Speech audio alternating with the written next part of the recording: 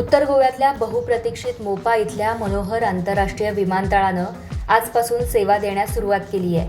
JMR कंपनीकडून चालवण्यात येणाऱ्या या विमानतळावर पहिल्याच दिवशी 11 विमानं उतरणार आणि उड्डाणं घेणार आहेत. आज मोपा विमानतळावर पहिल्यांदा इंडिगो कंपनीचं विमान उतरलंय. यावेळी JMR कंपनीच्या वतीनं पहिल्या विमानातल्या प्रवाशांचं जंगी स्वागत करण्यात आलंय. हे विमानतळ सेवा देण्यास जरी तयार असलं तरी इथल्या प्रवाशांना चांगलंच मोठ्या तोट्यात जावं लागणार आहे, कारण या प्रवाशांच्या खिशाला कात्री लागणार आहे. दाबोलीच्या तुलनेत या नवीन विमानतळावर उतरण्यासाठी प्रवाशांना 25 ते 75% अतिरिक्त तिकीट भाडं द्यावं लागणार आहे. प्रजासत्ताक दिनाच्या विकेंडला गोव्यात पर्यटक मोठ्या प्रमाणावर येण्याची शक्यता आहे. त्यामुळे विमान कंपन्यांनी आपल्या तिकिटांचे दर वाढवले आहेत.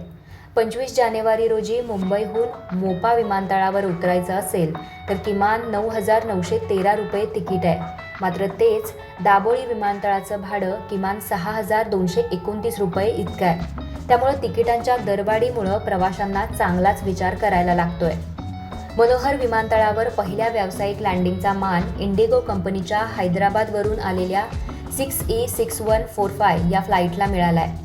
हैदराबादवरून 7:40 निघालेली फ्लाईट मनोहर विमानतळावर 8:40 पोहोचली आहे. एका तासात या फ्लाईटनं हैदराबाद टू गोवा हे अंतर पूर्ण केलंय. विमानतळावर उतरलेल्या प्रवाशांचं जंगी स्वागत यावेळी कंपनीकडून करण्यात आलं. दरम्यान मोपावरून होणाऱ्या पहिल्या उड्डाणासाठी देखील विमानतळावर प्रवाशांची वर्दळ दिसून आली. तसंच टॅक्सी चालकांनी आज आंदोलनाचा इशारा दिला होता. त्या पार्श्वभूमीवर विमानतळ परिसरात कलम 144 म्हणजेच जमावबंदीचे आदेश जारी करण्यात आले आहेत. विमानतळावर देखील पोलीस तसंच वाहतूक पोलिसांचा मोठा बंदोबस्त ठेवण्यात आला होता. मोपा हे खासगी विमानतळ असून JMR कंपनीनं त्यावर 2,870 कोटी रुपये खर्च केले आहेत. उत्तर गोव्यात येणारे 70% प्रवासी हे नव्या विमानतळाला प्राधान्य देणार अशी अपेक्षा व्यक्त केली जाते.